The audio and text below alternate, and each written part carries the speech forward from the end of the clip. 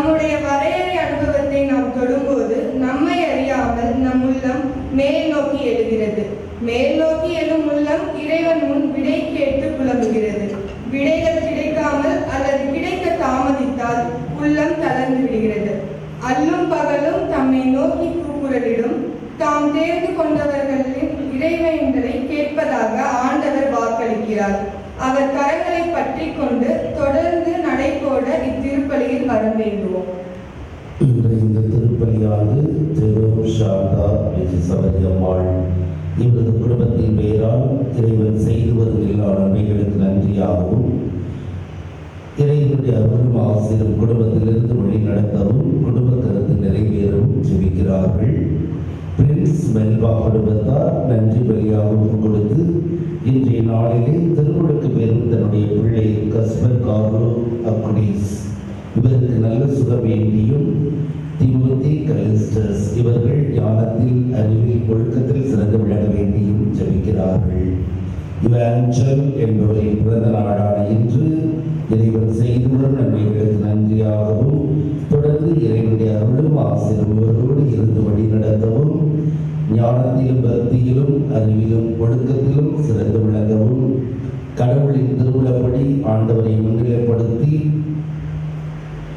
கடவுளுக்கு ஏற்புடைய பிள்ளையாக வாழவும் இப்பலியை கொடுக்கிறார்கள். இருதயராஜ் என்பவரின் ஆன்மா இறைவனை இழைப்பாரவும் குழந்தையம்மாள் ஞாசிமுத்து ரோசாரி அலங்காரம் தனசீதி சந்தனராஜ் ஜெயரோஜா இவர்களின் ஆன்மா இறைவனை இழைப்பாரவும் மற்றும் குடும்பத்தில் மறைந்த யாருடைய ஆன்மாக்கள் இறைவனை இழைப்பாரவும் ஜெபிக்கிறார்கள்.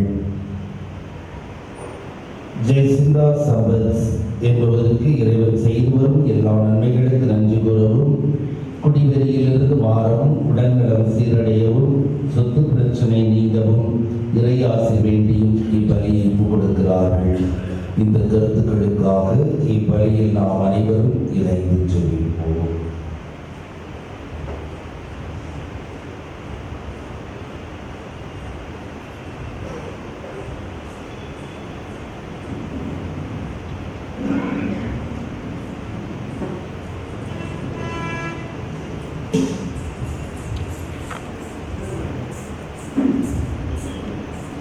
அன்புமிக்க சகோதர சகோதரிகளே, நம் திருமுழுக்கு நினைவாக நம் மீது தெளிக்கப்படும் நமது படைப்பாகிய தண்ணீரை புனிதப்படுத்தி அருளுமாறு நம் கடவுளாகிய ஆண்டவரை கெஞ்சி மன்றாடுவோமாக. என்றென்றும் உள்ள இறைவா, வாழ்வின் ஊற்றும் தூய்மையும் தொடக்கமுமான தண்ணீரின் வழியாக மக்கள் புனிதமடைந்து நிலை வாழ்வின் கொடையை பெற வேண்டும் என்று திருவுளமானி இத்தண்ணீரை புனிதப்படுத்தி அருள உம்மை வேண்டுகின்றோம். ஆண்டவரை உமது நாளாகி இன்று உமது அருள்காவலை பெற விரும்புகின்றோம். வாழ்வழைக்கும் உமது அருளின் ஊற்றினை எங்கள் புதுப்பித்தருளோம். இத்தண்ணீரினால் எங்கள் உள்ளத்தையும் உடலையும் தீமை அனைத்திலுமிருந்து காத்தருள்வீராக. இவ்வாறு நாங்கள் தூய இதயத்துடன் உம்மை அணுகி வரவும் உமது மீட்பை பெற்றுக்கொள்ளவும் தகுதி பெறுவோமாக. எங்கள் ஆண்டவராகிய கிறிஸ்து வழியாக உம்மை மன்றாடுகின்றோம். எல்லாம் வல்ல இறைவா, தண்ணீர் வளம் பெற அதில் ஒப்பிட வேண்டும் என்று இறைவாக்கினர் எலிசா வழியாக கற்பித்தீர். உமது படைப்பு பொருளாகிய இந்த உப்பை பரிபரிக்கத்துடன் புனிதப்படுத்தியருள உம்மை தாழ்மையுடன் வேண்டுகின்றோம். ஆண்டவரை உப்பு கலந்த தண்ணீர் தெளிக்கப்படும் இடமெல்லாம் தீயோனின் தாக்குதல் அனைத்தையும் தோல்வியுறச் செய்வீராக. உம் தூயாவியார் உடனிருந்து எங்களை இடையராக காத்தருள்வாராக. எங்கள் ஆண்டவராகிய கிறிஸ்து வழியாக உம்மை மன்றாடுகின்றோம்.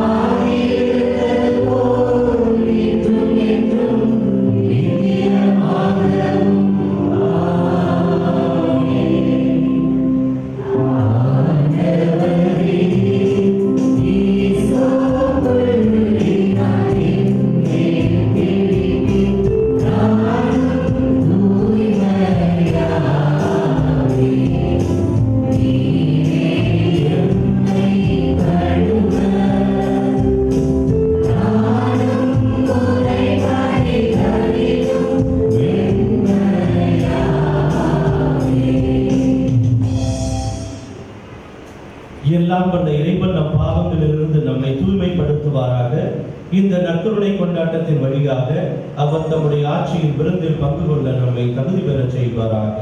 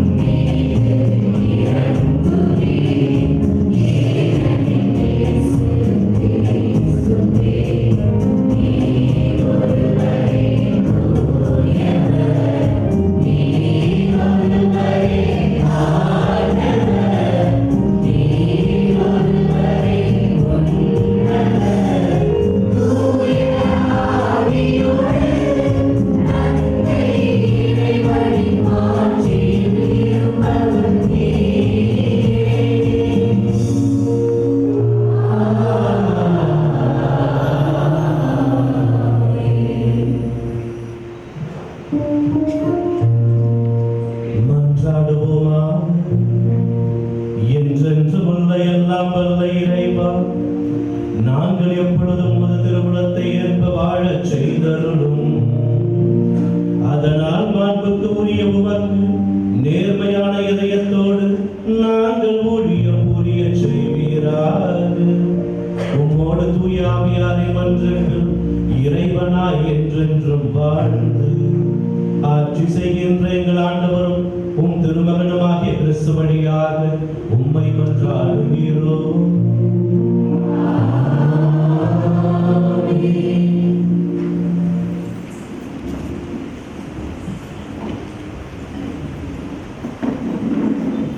முதல் வாசகம் ஒன்று. இஸ்ரேல் அமலேக்கியரோடு போரிட்ட போது மோசேயின் கை தளர்ந்த போதெல்லாம் அமலேக்கியர் வெற்றி கண்டனர். தளர்ந்த அவருடைய கைகள் ஆரோனும் கூரும் தாங்கிக் கொள்ள யோசுவாவின் தலைமையில் இஸ்ரேல் மக்கள் வெற்றி காண்கின்றனர். இறைவனை நோக்கி தளராத கைகள் வெற்றி பெறுகின்றன. முதல் வாசகம் விடுதலை பயண நூலில் இருந்து வாசகம். அதிகாரம் 17 வசனங்கள் 8-13 வரை. அமலேக்கியர் ரபதீமில் இஸ்ரேலை எதிர்த்து போரிட்ட வந்தனர். மோசே யோசுவாவை நோக்கி, நம் சார்பில் தேவையான ஆட்களை தேர்ந்தெடு. நாளை நீ போய் அமலேக்கியரை எதிர்த்து போரிடு. நான் கடவுளின் கொலைக்கையை பிடித்தவாறு குன்றின் உச்சியில் நின்று கொள்வேன் என்றார். அமலேக்கியரை எதிர்த்து போரிட மோசே கூறியவாறு யோசுவா செய்யவே மோசே, ஆரோன், கூர் என்பவர்கள் குன்றின் உச்சியில் ஏறி சென்றனர். மோசே தம் கையை உயர்த்தி இருக்கும் போதெல்லாம் இஸ்ரேலர் வெற்றியடைந்தனர். அவர் தம் கையை தளரவிட்ட போதெல்லாம் அமலேக்கியர் வெற்றியடைந்தனர். மோசேயின் கைகள் தளர்ந்து போயின. அப்போது அவர்கள் கல்லொன்றை அவருக்கு பின்புறமாக வைக்க அவர் அதன் மேல் அமர்ந்தார். அவர் கைகளை ஆரோன் ஒரு பக்கமாகவும் கூர் மறுபக்கமாகவும் தாங்கிக் கொண்டனர். இவ்வாறாக அவர் கைகள் கதிரவன் மறையும் வரை ஒரே நிலையில் இருந்தன. யோசுவா அமலேக்கியையும் அவனுடைய மக்களையும் வாளுக்கு இரையாக்கி முறியடித்தான். இது ஆண்டவரின் அருள்வாக்கு.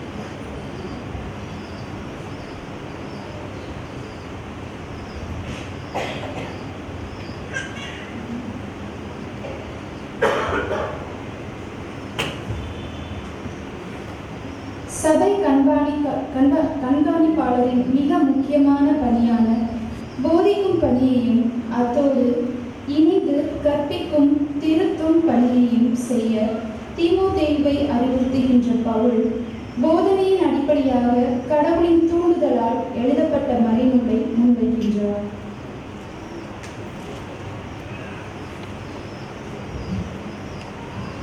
இரண்டாம் வாசகம் 2 தீமோத்தேயு 3:14-4.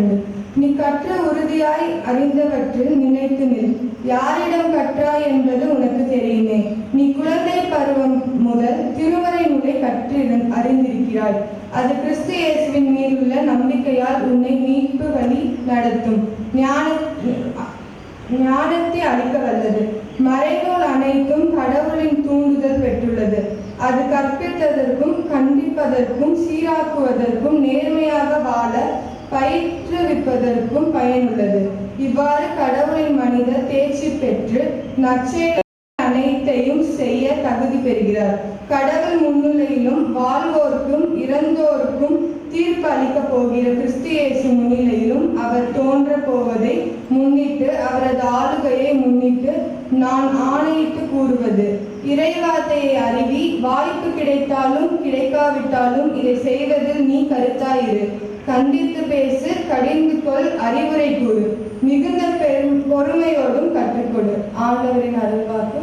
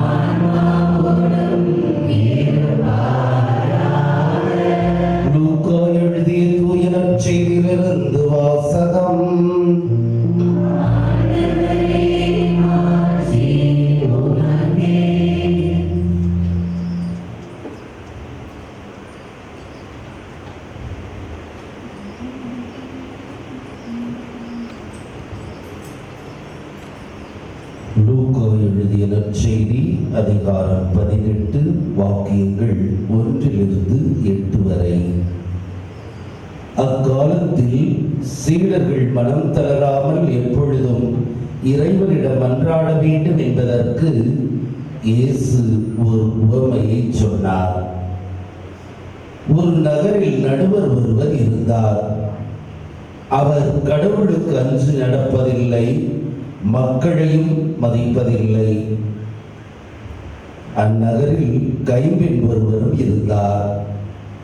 அவர் நடுவரிடம் போய், என் எதிரியை தண்டித்து எனக்கு நீதி வழங்கும் என்று கேட்டுக்கொண்டே இருந்தார்.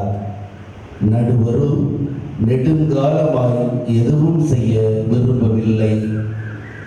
பின்பு அவர், நான் கடவுளுக்கு அஞ்சுவதில்லை, மக்களையும் மதிப்பதில்லை என்றாலும் இக்கைம்பெண் எனக்கு தொல்லை கொடுத்து கொண்டிருப்பதால் நான் இவருக்கு நீதி வழங்குவேன்.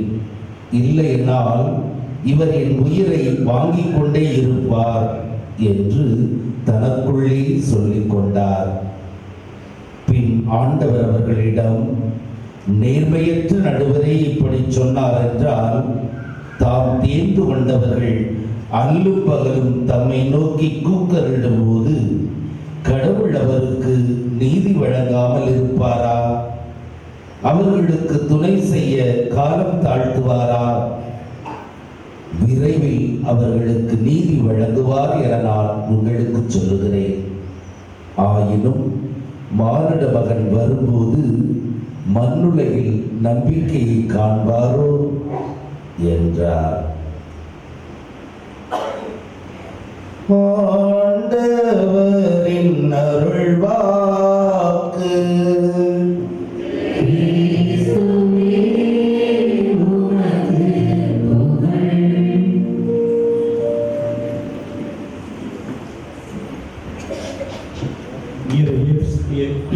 இயேசுவில் அன்புக்குரிய சகோதர சகோதரிகளே, உலகத்திலேயே அதிகமான மழை பெய்கிற இடம் அது சிறப்புச்சி. அந்த சிறப்புச்சி எந்த ஸ்டேட்ல இருக்கு? எந்த மாநிலம்?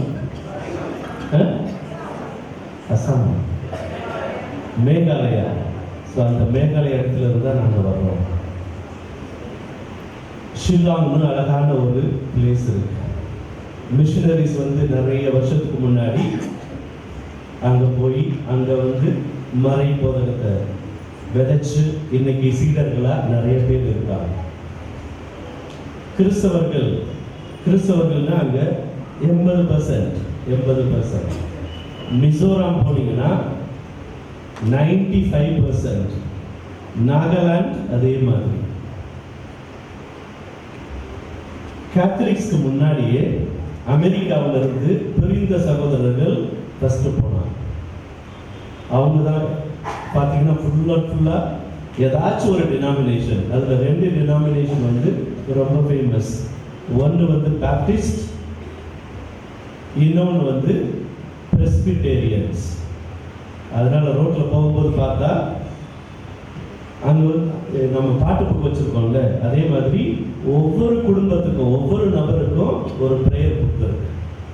அந்த ப்ரேயர் புக்கில் எல்லா ஜபங்களும் இருக்கு, ப்ளஸ் பாட்டும் இருக்கு, சங்கீதங்கள் எல்லாமே இருக்கு. ஸோ அந்த புக் இல்லாமல் யாரும் சர்ச்சுக்கே போக மாட்டாங்க. எல்லாரும் பர்சனல் காப்பி, சின்ன பசங்க முதற்கொண்டு பெரியவங்க. ஸோ அங்கே மேகாலய மக்களை பார்த்தீங்கன்னா ஞாயிற்றுக்கிழமைனா அந்த புக்கு இல்லாமல் கோயிலுக்கு யாரும் போக மாட்டாங்க. கோயிலில் இருந்து யாரும் காப்பிலாம் கொடுக்குறது, அவங்க ஒவ்வொருத்தரும் ஒவ்வொருத்தரை வச்சுக்கிறது. அதுதான் அங்கே பழக்கப்பட்ட மக்கள். இப்போ எப்படி வித்தியாசம் கண்டுபிடிப்பீங்க? மற்றவங்களோட, அதாவது பேப்டிஸ்ட் அல்லது பிரெஸ்பிடேரியன்ஸ் அல்லது அவங்க சின்ன புதிய ஏற்பாடு வச்சிருப்பாங்க. அவங்க ரைட்டா கொஞ்சம் எக்ஸ்ட்ரா புதிய ஏற்பாடு வச்சிருப்பாங்க. நம்மவங்க அந்த சர்ச் ப்ரிப்பேர் பண்ண அது full and full prayer plus அந்த பாட்டு புத்தகத்தை எல்லாத்தையும் ஒன்றா சேர்ந்து அடக்கிய லென்த்தி அழகாக பேர் வச்சிருப்பாங்க, த வே டு ஹெவன். ஓகே, அந்த பாட்டு புத்தகத்துக்கு பேரு lengthy the way to heaven. So ஒரு சில நல்ல விஷயங்களை பகிர்ந்து கொள்வது நல்லது தான்.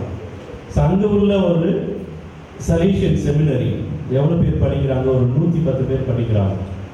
அங்கே உள்ளவங்க மட்டும் இல்லை, இந்தியாவிலேருந்து பல இடத்துலேருந்து வந்த சலீஷியன்ஸ் அண்ட் நான் சலீஷியன்ஸ் டயசன்ஸ் கூட அங்கே படிக்கிறாங்க. 2 செமினரி இருக்கு. அந்த நார்த் ஈஸ்டில் 7-8 ஸ்டேட் இருக்குல்ல, சிக்கிமோட சேர்த்து 8 ஸ்டேட் இருக்கு. ஸோ அந்த 8 ஸ்டேட்ல இருந்து 15, இப்போ நம்ம தமிழ்நாட்டில் எத்தனை டயசஸ் இருக்கு? தெரியுமா? உங்களுக்கு தெரியுமா எத்தனை இருக்கு? ஒரு தோராயமா சொல்லுங்க. அது 15க்கு மேல இருக்குன்னு நினைக்கிறேன். ஓகேயா? ஸோ அங்கே வந்து இந்த 7 ஸ்டேட் 8 ஸ்டேட்டு சேர்த்து மொத்தம் 15 டயசஸ். ரைட்டா? சின்ன பகுதி தானே, மொத்தம் 15 டயசஸ். அந்த 15 டயசஸ்க்குன்னு இன்னொரு பெரிய செமினரி இருக்கு. அங்கே வந்து படிக்கிறது 150 பேர். அங்கே ஒரு 150, இங்கே ஒரு 110 பேர். முக்கியமான ஸ்தலமாக மாறி இருக்கின்றது நமது ஷில்லாங் மாநகரம். ஷில்லாங் எப்படி இருக்குன்னா, கோயம்புத்தூர்லேருந்து ஊட்டி போனால் எப்படி இருக்கும் அந்த மாதிரி. கோயம்புத்தூர் வந்து கவுராத்தி மேலே ஏறிக்கிட்டே இருக்கணும், 3 மணி நேரம் ஏறணும். பட் கொண்டை ஊசி வளைவுகள்லாம் கிடையாது, நேராக போய்கிட்டே இருக்கலாம். ஓகே, கொஞ்சம் வளைஞ்சு போகும். அந்த இடத்துல சலீஷியர்கள் முக்கியமாக அதிகமாக பணி செய்திருக்கின்றார்கள். முதல்ல வந்தது தஞ்சாவூர் 1906. அதுக்கப்புறம் 22 வருஷம் கழிச்ச பிற்பாடு ஏதோ இங்கே ஒன்றும் ஆகலை, அதனால என்ன செய்கிறாங்க, முடிச்சுட்டு நேராக கல்கத்தா போகிறாங்க. அந்த கல்கத்தா போன உடனே அங்கேருந்து தான் கல்கத்தா மிஷன்னால அந்த மலைப்பகுதிகளெல்லாம் போய் சேர்றாங்க. ஸோ இந்த மாதிரி ஆரம்பிக்கப்பட்ட சலேசிய பணிகள் தான் இன்றைக்கு நிரம்பி வழியுது. பாஸ்வேர்டு, எந்த போலீஸ் அல்லது எந்த ஹைவேஸில் போனாலும் பாஸ்வேர்டு டான் போஸ்கோ, வேற எதுவும் யாரும் கிடையாது. இப்போதைக்கு உள்ள பாஸ்வேர்டு டான் போஸ்கோ, பின்னாடி வேணா மாறலாம். பட் இப்போதைக்கு எல்லா ஃபாதர்ஸும் டான் போஸ்கோ தான் எல்லாத்துக்கும் தெரியும். ஏன்னா ஏதோ ஒரு வகையில் சின்ன கிராமத்துல இருந்து அந்த ட்ரைபல் மக்களை வரவழைச்சு அவங்கள வந்து நம்மளுடைய இடத்துல தங்க வச்சு திரும்ப என்னவா மாறி இருக்காங்க, அவங்க வந்து புதிய கேட்டகிஸ்டா அந்த வில்லேஜுக்கு மாறி இருக்காங்க. ஸோ சலீசிய பணியில முக்கியமானது ஒருங்கிணைப்பு பணி. நாம எல்லா இடத்துக்கும் போக முடியாது, ஆனா மற்றவங்களை நம்ம இடத்துல வர வைக்க முடியும். அதுதான் எஜுகேஷன், அதுதான் அந்த போர்டிங். ஸோ அதனால சலீசிய போர்டிங்கை தேடி நிறைய பேர் வந்தாங்க. அப்ப நிறைய ஒரு ட்ரைபல் மக்கள் மட்டும் இல்லாம நிறைய ட்ரைப்ல இருந்து அவங்க எஜுகேட் பண்ணி திரும்பவும் அவங்களுடைய வில்லேஜுக்கு போகும்போது இந்த போர்டிங்ல என்ன கத்துக்கிட்டாங்களோ அதை போய் வீட்டில் செய்ய ஆரம்பிச்சாங்க. ஸோ மறை போதக பணியானது, சலீஷனுடைய பணியானது இப்படிதான் சக்சஸ்ஃபுல். நிறைய சக்சஸ் ஸ்டோரிஸ்ல அது சலீஷனுக்கு முன்னாடி மற்றவங்க இருந்திருக்காங்க, பேர் சொல்ல விரும்பல, பட் மற்றவங்க இருந்திருக்காங்க. பட் இந்த அளவுக்கு ஒரு சின்ன கிராமங்களை சென்றடைகிற ஒரு யுக்தி இல்லை. அதனால கொஞ்சம் சோர்வடைஞ்சிருக்கும் பொழுது இறைவன் கொடுத்த கொடையான டான் போஸ்கோவின் வழியாக வந்த மரபினர்கள், பிள்ளைகள் அழகாக இந்த யுக்தியை கையாண்டு சிறு கிராமங்களிலும் சரி இறைவனை போதிக்கின்ற ஒரு புதிய யுக்தியை கையாண்டதனால் இன்றைக்கு டான் போஸ்கோவானது பெயரானது எங்கும் நிரம்பி கிடக்கின்றது. அந்த இடத்துல தான் நானும் ப்ரொஃபஸராக இருக்கேன். எத்தனை வருஷம் தெரியாது, 2-3 வருஷமா இருக்கலாம். ஒரு கான்ட்ராக்ட்ல தான். ஞாயிற்றுக்கிழமையில சிட்டிஸ்ல இருக்கிறது இல்லை, ஒரு மணி நேரம் டிராவல் பண்ண சின்ன கிராமங்கள் இருக்கும். அந்த சின்ன கிராமத்துலேயும் பார்த்தீங்கன்னா 2 கோயில் இருக்கும். ஒன்று சாப்பல் கேத்தலிக், இன்னொன்று பிரெஸ்பிடேரியன்ஸ். ஒரு சில கிராமங்கள் அவங்க அதிகமாக இருக்கலாம் அல்லது நம்ம அதிகமாக இருக்கலாம். இன்னும் ஒரு நல்ல பண்பு அவங்கள பற்றி அவங்ககிட்ட இருந்து நம்ம கற்றுக்கணும்னா, குழந்தைகள் ரொம்ப ரெஸ்பெக்ட். குழந்தைகள் உண்மையிலேயே ரொம்ப ரெஸ்பெக்ட். நிறைய சத்தம் போட்டு அதட்டி கத்தணும்னா தேவையில்லை. ஏன்னா நேச்சுரலாகவே வீட்டில் வளரும் பொழுது ஓரளவு மரியாதையோடு தான் இருக்காங்க. இரண்டாவது, கோயிலுக்கு வரும் பொழுதும் போகும் பொழுதும் எல்லாரும் அந்த புக்கை கொண்டு வர்றாங்கல்ல, ஸோ எல்லாரும் சேர்ந்து பாடுறாங்க. மியூசிக் இருக்கோ இல்லையோ எல்லாரும் சேர்ந்து பாடுறாங்க. ஸோ அது ஒரு நல்ல பழக்க வழக்கத்தை கற்றுக்கொண்டு இருக்கின்றார்கள். இன்னொரு அழகான பழக்க வழக்கம், டீ குடிச்சா கூட ப்ரேயர் சொல்லிக்கலாம். டீ குடிச்சா கூட ப்ரேயர் சொல்லிக்கலாம். என் வீட்டில் இருந்து ஒரு 13 பேர் வந்திருந்தாங்க அங்கே மேகாலயாவுக்கு கொஞ்ச நாளைக்கு முன்னாடி. அப்போ அவங்கள கூட்டிகிட்டு போகும் பொழுது அவங்க கண்டு பிரமிச்சது அதுதான். ஒரு எதுவாக இருந்தாலும் கடவுளோடு ஆரம்பித்து கடவுளோடு முடிக்கின்ற ஒரு நல்ல குணம். கடவுளோடு ஆரம்பித்து கடவுளோடு முடிக்கின்ற ஒரு நல்ல குணம் பரவலாக இருக்கின்றது. அதுலேருந்து ஒரு 12 பேர் ஜனவரி மாதம் வேளாங்கண்ணினா ரொம்ப விருப்பம், வாழ்க்கை கனவு அவங்களுக்கு பார்க்க வேண்டியது. அதனால ஒரு 12 பேர் சலீஷன் கோஆபரேட்டர்ஸ் வருவாங்க. நான் அவங்களோட வந்துட்டு அக்கம்பெனி பண்ணிட்டு போகணும். ஸோ நம்ம இடத்துல இருந்து ஒரு சில நல்ல வார்த்தைகள், நல்ல பழக்க வழக்கங்கள் கற்றுக்கிறதுக்காகவும் ரொம்ப ஆர்வமாக இருக்காங்க. நம்ம வரவேற்போம். முக்கியமாக இன்றைய நற்செய்தியில் அல்லது முதல் வாசகத்திலையும் சரி ஒரு சில முக்கியமான விடயங்கள் இருக்கின்றன. முதல்ல நம்ம கோயிலிருந்து ஆரம்பிப்போம். நல்லா பாடுனீங்க. கோயிலிருந்து முதல் கேள்வி. முதல் வாசகம் எந்த புத்தகத்திலிருந்து வாசிச்சீங்க? என்ன சத்தத்தையே காண? இப்பதான் சொன்னேன், நல்லா பாடுனீங்கன்னு சொன்னேன். விடுதலை பயணம். மோயிசனாலே விடுதலை பயணம். சரி, அடுத்த கேள்வி, மோயிசனோடு கூட இருந்த நபர்கள் யார்? ஆரோன் எல்லாத்துக்கும் தெரியும். மோயிசனோட கூட கடவுள் ஆரோன். இன்னொருத்தர் யாரு? ஓகே. இந்த 2 பேரும் முக்கியமா கவனிச்சீங்கன்னா என்ன பணியை செஞ்சாங்க? கைகளை தூக்கி பிடிச்சது. இன்னைக்கு முக்கியமான செய்தியே அதுதான். ஆண்டவர் நமக்கு விடுக்கின்ற முக்கியமான செய்தி அதுதான். போரிட போகின்றார்கள். போரிடுவதற்கு மற்ற எல்லாரும் போயாச்சு. நம்மளுடைய வேலை என்ன? மோயிசனுடைய வேலை, நான் அவர்களை பாதுகாக்க வேண்டும், அவர்களுக்காக இடையராது ஜபிக்க வேண்டும் என்ற ஒரு ஆவலில் என்ன செய்கின்றார்? எவ்வளவு நேரம் வயசான மனுஷன் எவ்வளவு நேரம் அவரால் நிற்க முடியும்? கையை தூக்கி பிடிச்சிருக்க முடியும்? இல்லை. சோர்வடையும் பொழுது கூட இருக்கின்றவர்கள் அவரை ஒரு கல்லில் அமர வைத்து 2 கைகளையும் நிமிர பிடித்து வைத்திருக்கின்றார்கள். கடவுளுடைய வல்லமையானது அவர்களுடைய எவ்வளவு நேரம் நாம கடவுள்கிட்ட வேண்டுமோ அந்த அளவுக்கு கடவுள் நம்மளுடைய ஜபங்களை கேட்கின்றார் என்ற ஒரு ஆவலுடன் அவங்க கையை தூக்கல. என்ன செய்யறாரு? யாருடைய ஜபங்களை இறைவன் கேட்கின்றாரோ அவர்களுக்கு நாம உறுதுணையா இருப்போம். அதனால இங்க இருக்கின்றவர் மோயிசன் தான் கடவுளோடு பேசுகின்றவர், நமக்காக வாதாடுகின்றவர், நமக்காக பரிந்து பேசுகின்றவர். ஆகவே அவருடைய கையை நாம் திடப்படுத்துவோம். இப்ப நற்செய்தியோடு கனெக்ட் பண்ணீங்கன்னா நல்லா புரியும். விதவை பெண்ணானவள் தொடர்ந்து போராடுகின்றார். அதனால அந்த ஜட்ஜ் என்ன செய்யறார்? அட்லீஸ்ட் இவங்க தொடர்ந்து என்னுடைய தூக்கத்தை தொலைத்துக் கொண்டிருக்கின்றாரே, அந்த ஒரு நீதிக்காகவாவது, அந்த ஒரு தொடர் போராட்டத்தை மதிப்பதற்காக நான் என்ன செய்வேன்? கண்டிப்பாக அவருடைய என்னவென்று கேட்டு அதற்கான பதிலை நான் அளிப்பேன், நீதியை நான் அளிப்பேன் என்று உறுதுணையாக இருக்கின்றார்.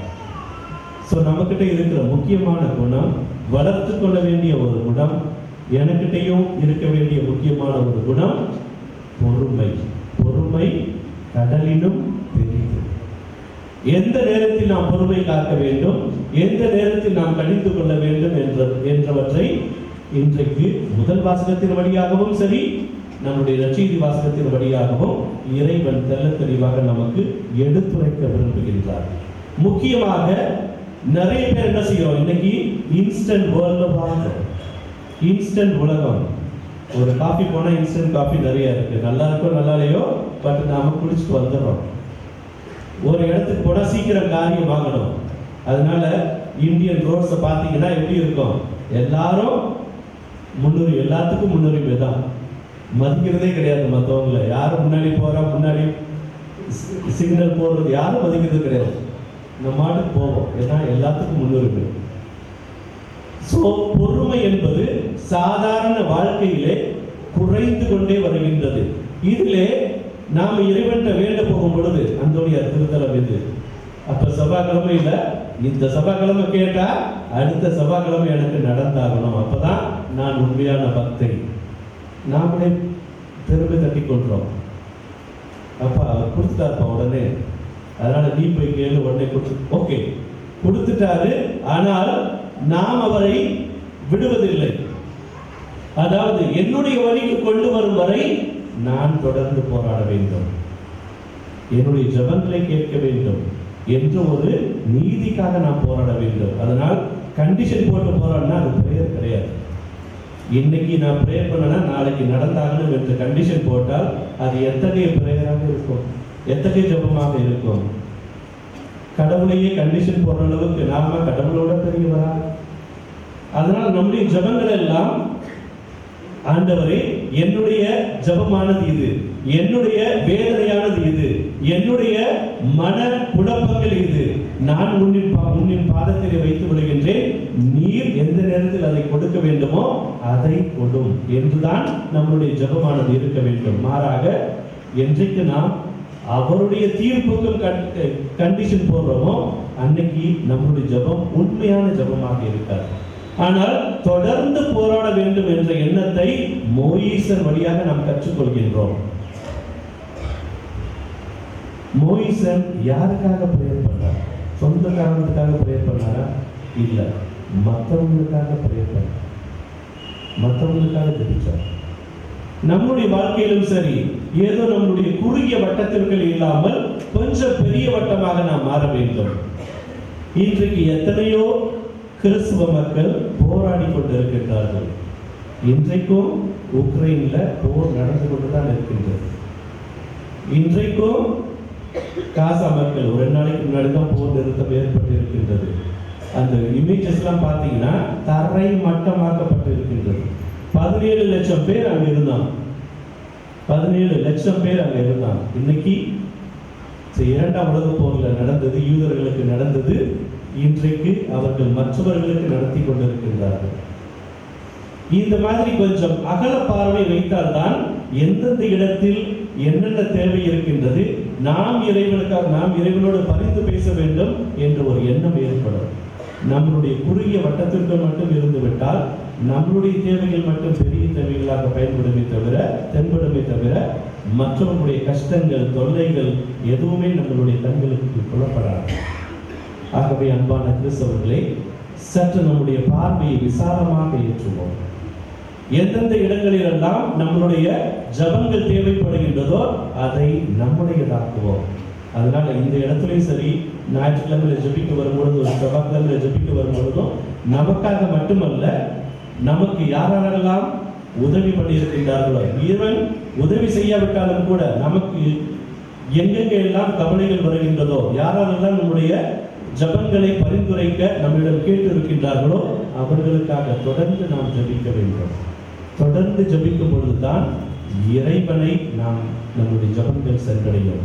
ஏதோ ஒரு முறை 2 முறை அல்ல, தொடர்ந்து நாம் மன்றாட வேண்டும். அதை நம்முடைய பழக்கமாக நாம் கற்றுக்கொள்ள வேண்டும். பல நேரங்கள்ல இதுதான், நான் போனப்பா ஒரு நாள், ஆனா எனக்கு ஒண்ணுமே நடக்கல. எத்தனை முறை போனீங்க, எத்தனை முறை கஷ்டப்பட்டீங்க?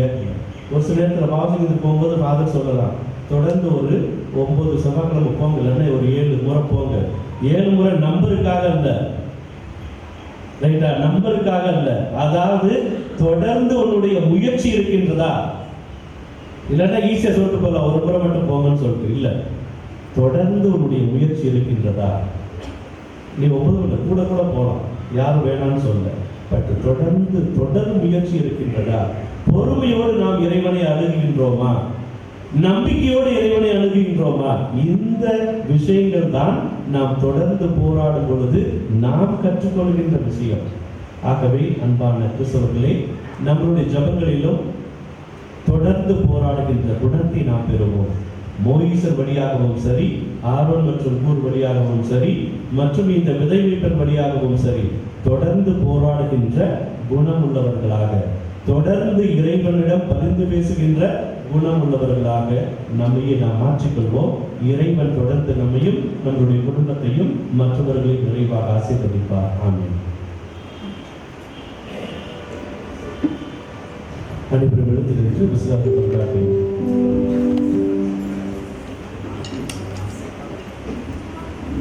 Bye.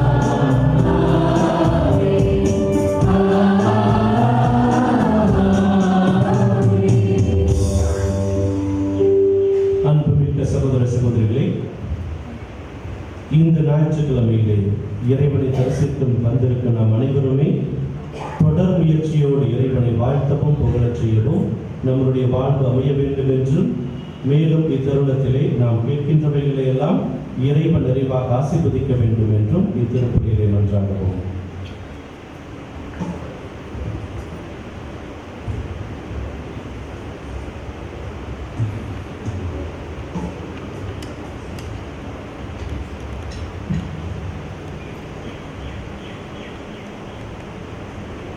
இறைவா, என் வாழ்வில் நாங்கள் சந்திக்க வேண்டிய அமலோக்கங்களாகிய நோய், முதுமை, வறுமை, சோர்வு, விரக்தி ஆகியவற்றை தளரா உள்ளம் கொண்ட இறை வேண்டல்களோடு எதிர்கொண்டு வெற்றிக்கான வரமருள உம்மை மன்றாடுகின்றோம்.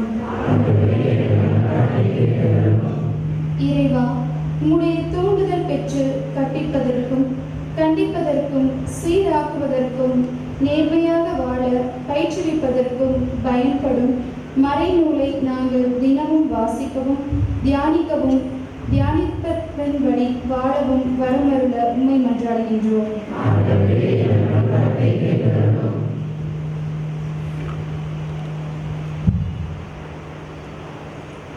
இறைவா, எங்களுடைய வரையறை அனுபவத்தில் நாங்கள் உம்மை நோக்கி குரல் எழுப்பும் போதும் நீர் எங்களுக்கு செவிசாய்க்கின்றீர் என்ற நம்பிக்கையில் நாங்கள் தளர்ச்சி அடையாமல் இருக்க வரமருள உம்மை மன்றாடுகின்றோம்.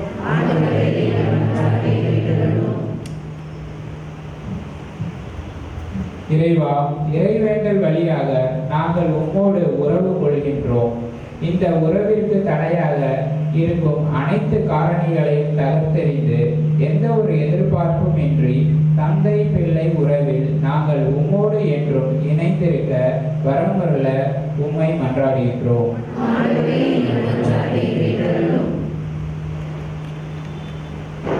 நமது தனிப்பட்ட தேவைகளுக்காக மன்றாடுவோம்.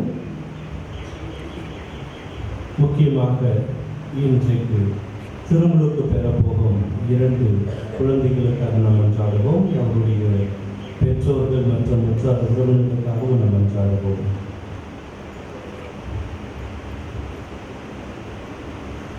அன்பான இறைவா, ஒவ்வொரு நாளும் எங்களை பாதுகாத்து பராமரித்து வருகின்றேன். அதற்காக நன்றி சொல்லும் வேளையிலே இன்றைக்கு நீர் அருள்வது போல நாங்கள் நீர் எவ்வாறு தந்தை, மகன், தூய ஆவி போன்றும் அனைவரும் ஒன்றித்திருப்பது போல நாங்களும் எங்களுடைய குடும்பங்களோடு எங்களுடைய ஜபங்கள் வழியாக நாங்கள் உம்மோடு ஒன்றித்திருக்க தேவையான வரத்தையும் ஆசீர்வாதத்தையும் தந்திருக்குமாறு இந்த நேரத்தில் உம்மை பார்த்து கூப்பிடுகின்றோம். இதையெல்லாம் எங்கள் ஆண்டவராகிய கிறிஸ்து வழியாக உம்மிடம் சமர்ப்பிக்கின்றோம்.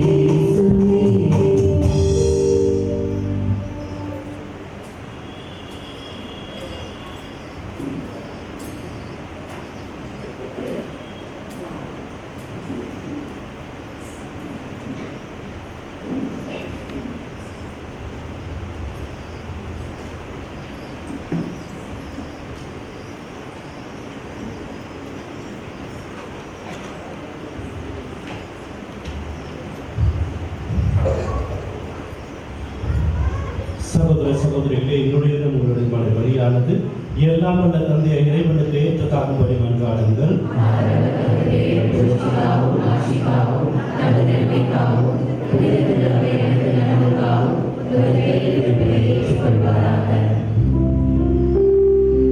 அன்புமிக்க ஆண்டவரே, நீர் எங்களுக்கு அளித்த கொடைகளையே நாங்கள் உமக்கு மனம் வந்து அளிக்க அருள் புரியுமாறு உம்மை வேண்டுகின்றோம். இவ்வாறு உமது அருள் எங்களை தூய்மையாக்கி நாங்கள் நிறைவேற்றும் மறை நிகழ்வுகள் வழியாக உமது புனிதப்படுத்தும் அருளை பெற்றுக் கொள்வோமாக. எங்கள் ஆண்டவராகிய கிறிஸ்து வழியாக உம்மை மன்றாடுகிறோம். ஆண்டவர் உங்களோடு இருப்பாராக.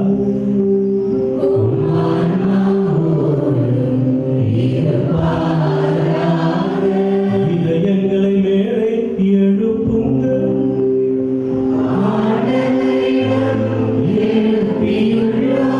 நம் இறைவனாகிய ஆண்டவருக்கு நன்றி கூறுவோம்.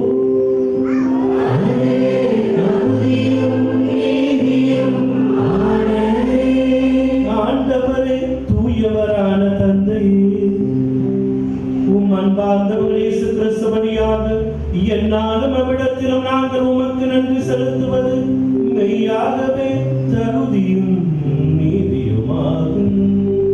எங்கள் கடமையும் மீட்புக்குரிய செயலுமாகும்.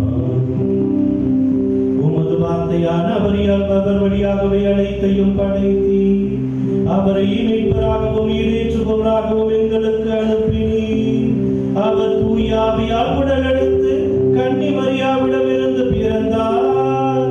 அவர் உமது திருவுளத்தை நிறைவேற்றி புனித மக்களை உமக்கு பெற்று தர தம் கைகளை விரித்து பாடுபட்டார். இவ்வாறு அவர் சாவை வென்று உயிர்ப்பு உண்டன வெளிப்படுத்தினார். ஆகவே வானதூதரோடு புனிதர் அனைவரோடும் சேர்ந்து நாங்கள் உமது மாட்சிமை புகழ்ந்துரைத்து ஒரே குரலாய் பாடுவதாவது: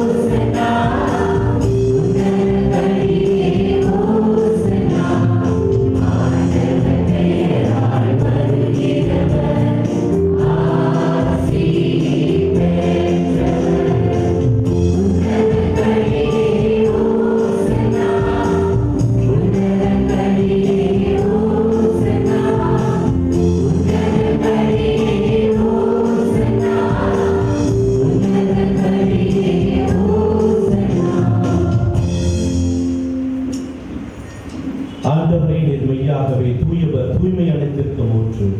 ஆகவே உம்முடைய ஆவியை பொழிந்து காணிக்கைகளை தூய்மைப்படுத்த உம்மை வேண்டுகின்றோம். இவ்வாறு எங்கள் ஆண்டவர் இயேசு கிறிஸ்துவின் உடலும் இரத்தமுமாக எங்களுக்கு இவை மாறுபனவாக. அவர் பாடுபட உளம் கனிந்து தம்மை கையளித்த போது அப்பத்தை எடுத்து நன்றி செலுத்தி அதை பிட்டு தம் சீடருக்கு அளித்து அவர் கூறியதாவது: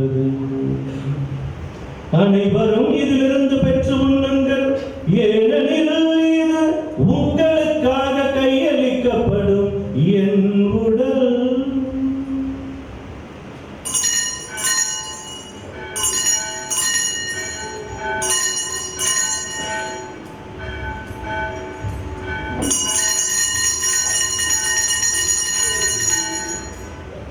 அவ்வண்ணமே இரவு விருந்தை அருந்தியவன் கிண்ணத்தையும் எடுத்து மீண்டும் உமக்கு நன்றி கூறி தம் சீடர்களுக்கு அளித்து அவர் கூறியதாவது: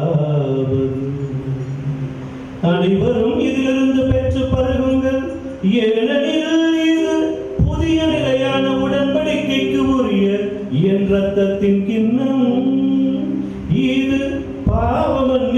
நமக்கென்று உங்களுக்காகவும் பலருக்காகவும் சிந்தப்படும் இதை என் நினைவாக செய்யும்.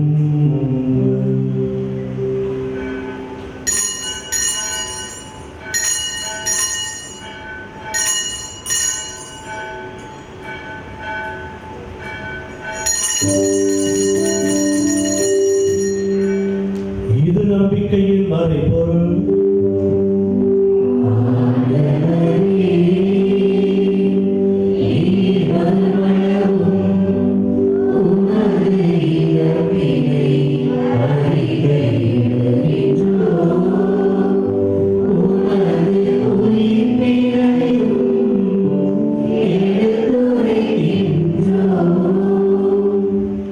ஆகவே ஆண்டவரை நாங்கள் கிறிஸ்துவின் இறப்பினையும் உயிர்ப்பினையும் நினைவு கூர்ந்து வாழ்வு தரும் அப்பத்தையும் மீட்பளிக்கும் கிண்ணத்தையும் உமக்கு ஒப்புக் கொடுக்கின்றோம். உம் திருமுறையில் உமக்கு ஊழியம் புரிய தகுந்தவர்கள் எங்களை ஏற்றுக்கொண்டீர். எனவே உமக்கு நன்றி செலுத்துகின்றோம். மேலும் கிறிஸ்துவின் உடலிலும் இரத்தத்திலும் பங்கு கொள்ளும் எங்களை தூய ஆவியார் ஒன்று சேர்க்க வேண்டுமென உம்மை தாழ்மையுடன் மன்றாடுகின்றோம். ஆண்டவரே, உலகெங்கும் பரவி இருக்கும் அது திரு அவையை நினைவு கூர்ந்தருளும். எங்கள் திருத்தந்தை லியோ, எங்கள் மறைமாவட்ட பேராயர் அஞ்சலி சாமி, எல்லா திருநிலையினராகிய அனைவரோடும் மது திரு அவை அன்பில் நிறைவேறச் செய்தருளும். உயிர்த்தெழும் எதிர்நோக்குடன் துயில் கொள்ளும் எங்கள் சகோதர சகோதரிகளையும் இறந்தோர் அனைவரையும் இரக்கத்துடன் நினைவு கூர்ந்து மது திருமுக வழியினுள் ஏற்றருளும். எங்கள் அனைவர் மீதும் இரக்கமாயிரும். கடவுளின் கன்னித்தாயான புனித மரியா, அவருடைய கணவரான புனித யோசேப்பு, புனித திருத்தூதர்கள், இவ்வுலகில் உகந்தவராயிருந்தோர் ஆகிய புனிதர் அனைவருடனும் நாங்கள் நிலைவாழ்வில் பங்கு கொள்ளும் தகுதி பெற்று உம் திருமகன் இயேசு கிறிஸ்து வழியாக உம்மை புகழ்ந்தேத்து மரமருள உம்மை மன்றாடுகிறோம்.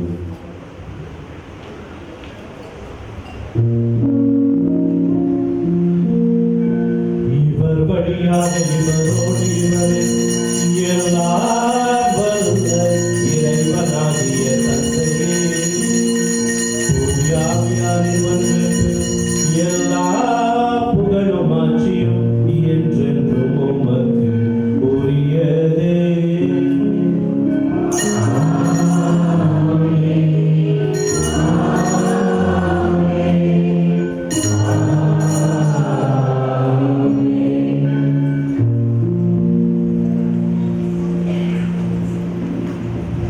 மீட்பரின் கட்டளையால் கற்பிக்கப்பட்டு இறை படிப்பினையால் பயிற்சி பெற்ற நாம் துணிந்து பாடுவோம்.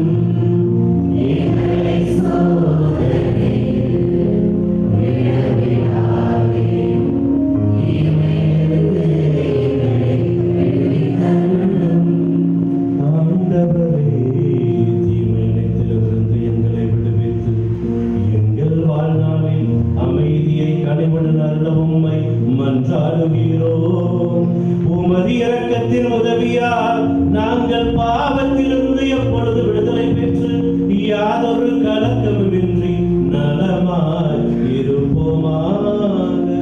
நாங்கள் எதிர்நோக்கி இருக்கும் பேரின்பத்துக்காகவும் என் மீட்பராக இயேசு கிறிஸ்துவின் வருகைக்காகவும் காத்திருக்கின்றோம்.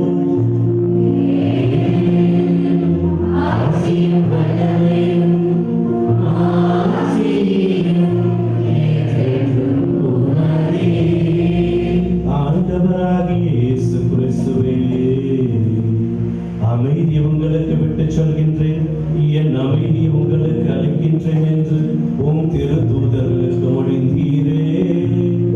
எங்கள் பாவங்களை பாராமல் உமது திரு அவையின் நம்பிக்கையை கண்ணோக்கி உமது திருவுளத்திற்கு ஏற்ப அதற்கு அமைதியையும் ஒற்றுமையையும் அளித்தருள்வீராக. என்றென்று வாழ்ந்து ஆட்சி செய்கின்றவர் நீரே.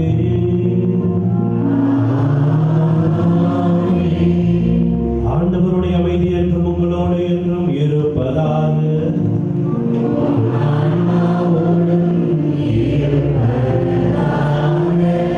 இறைவன் தந்த அமைதியை நம் ஒருவருக்கு ஒருவர் மகிழ்ச்சியுடன் பகிர்ந்து கொள்வோம்.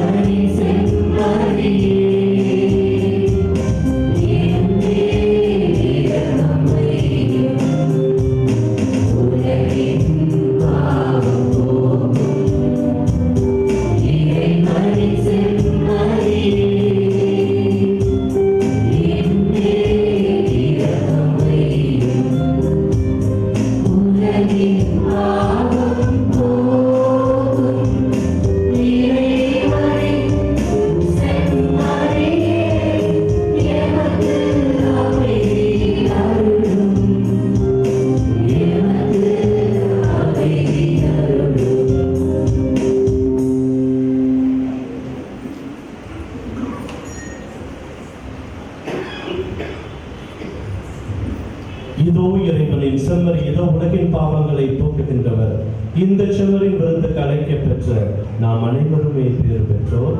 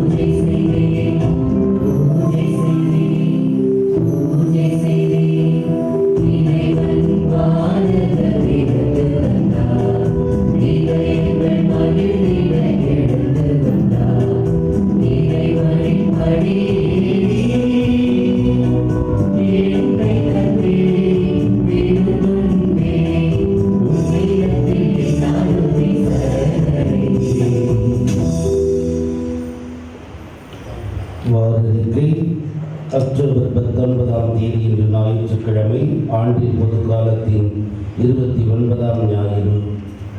20ஆம் தேதி திங்கட்கிழமை சிலுவையின் புனித பவுல் நினைவு நாள். 22ஆம் தேதி புதன்கிழமை புனித 2ஆம் ஜான்பால் நினைவு நாள்.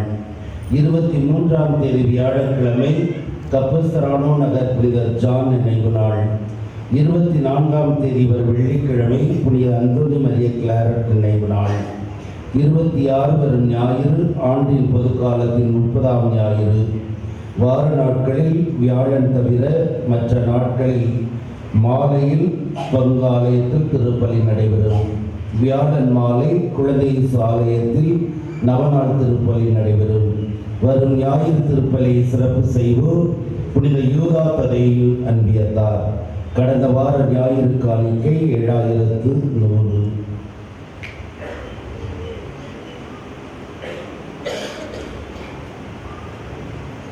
இந்த வாரம் ஜெபமாலை மாதத்திலே ஜெபமாலை நடைபெறும் அன்பியங்கள் 19ஆம் தேதி என்று புனித பேதுரு அன்பியம், 20ஆம் தேதி புனித மத்தேயு அன்பியம், 22ஆம் தேதி புனித மார்க்கு அன்பியம், 23ஆம் தேதி புனித யூதா ததேயு அன்பியம், 24 புனித ஜான் மரி வியானி அன்பியம், 25 புனித யோவான் அன்பியம், 26 வரும் ஞாயிறு சின்னப்பட்டி சோழமலையான்பட்டி அன்பியங்கள். எனவே அன்பிய பொறுப்பாளர்கள் தயாரிப்பில் இருக்க அன்போடு கேட்டுக்கொள்கிறேன்.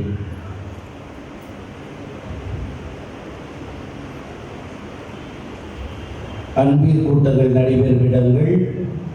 இன்று மாலை புனித பேதுரு அன்பிய கூட்டமானது திருமதி ஷீபா அவருடைய இல்லத்தில், அதாவது சண்முகா நதி தெரு ஊமச்சி குளத்திலே நடைபெறுகிறது.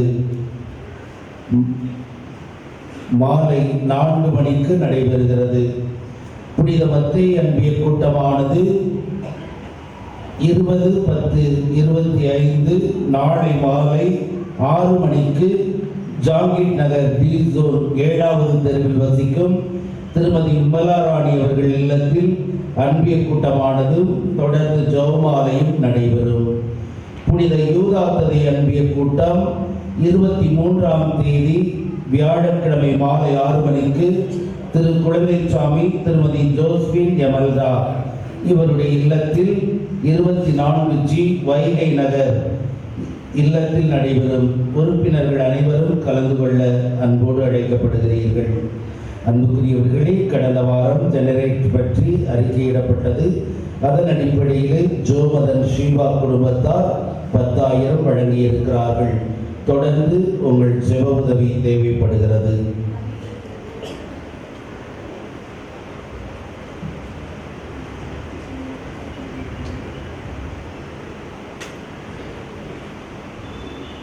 திருமண ஓலை.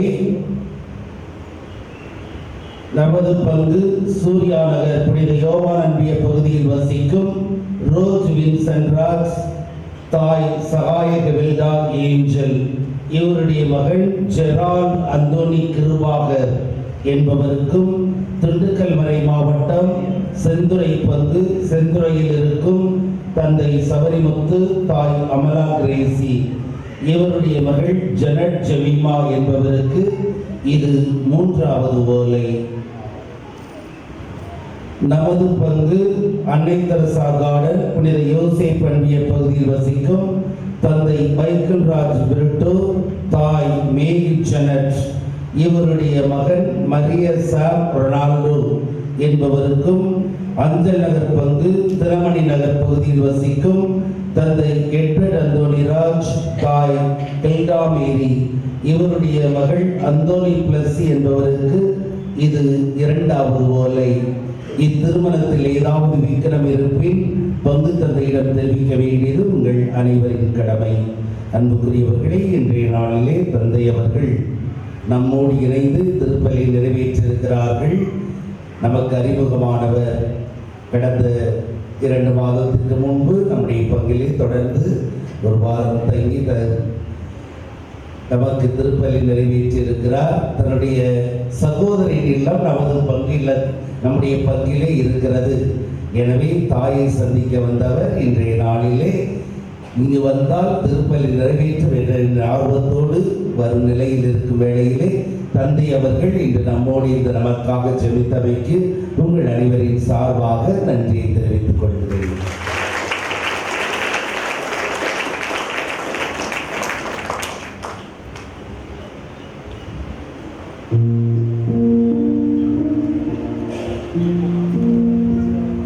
நன்றியுடன் மன்றாடுவோமா.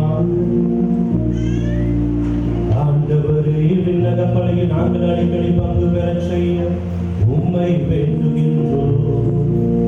இவ்வாறு உலக நலன்களின் உதவியால் மறு உலக நலன்களை நாட கற்றுக்கொள்வோமா. எங்கள் ஆண்டவராகிய கிறிஸ்து வழியாக உம்மை மன்றாடுகிறோம். ஆண்டவர் உங்களோடு இருப்பாரா.